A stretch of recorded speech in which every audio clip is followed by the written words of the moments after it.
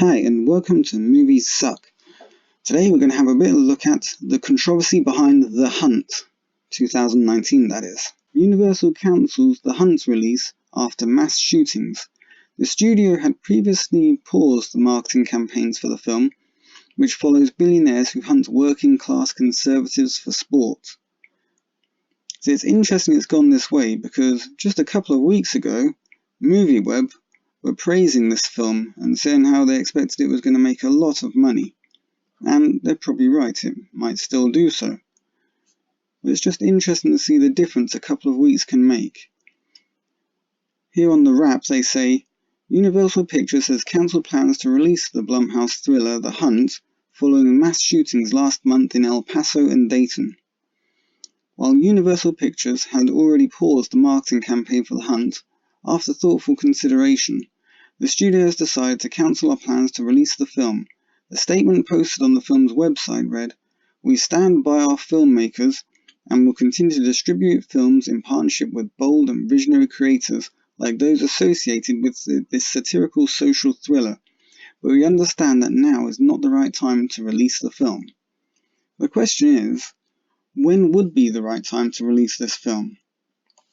This film is a very, very simple premise, based on an old book over here called The Most Dangerous Game, which I have to say was a very good book. I even have a copy of it lying around here somewhere. The premise of the original film is that a hunter, because this was back in the 1920s and things when hunting was very, very popular, a hunter is on a ship and he's sailing along and he's chatting to a hunter friend who's with him, and they have a bit of a chat about whether animals can feel exactly what's going on when they're being hunted. And then at some point he managed to fall overboard from the boat and he gets stuck on a place called, I think it was Ship Trap Island, where there's a guy whose name is Zaroff, who is another big game hunter.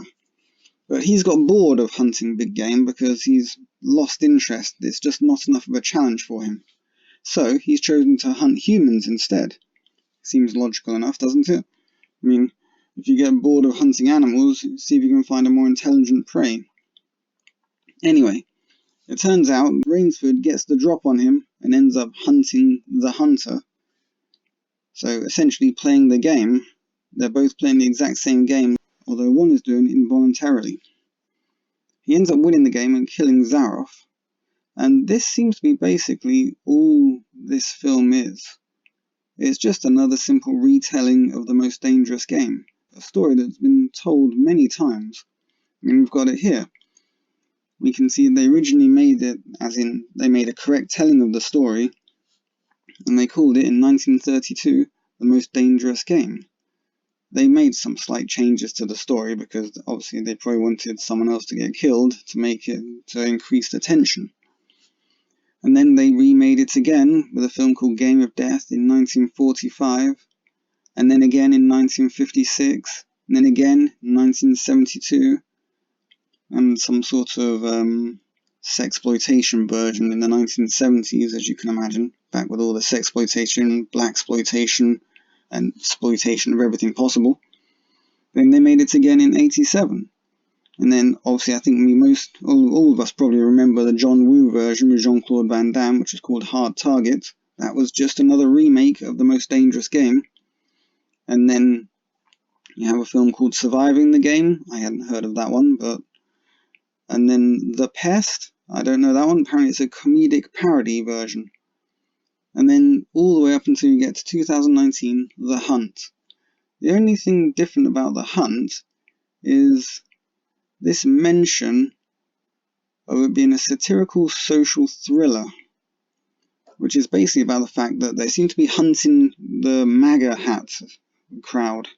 It seems to be liberal elite globalists hunting Trump supporters. And this is why Trump came out and derided the idea of this film, which was fair enough, I guess.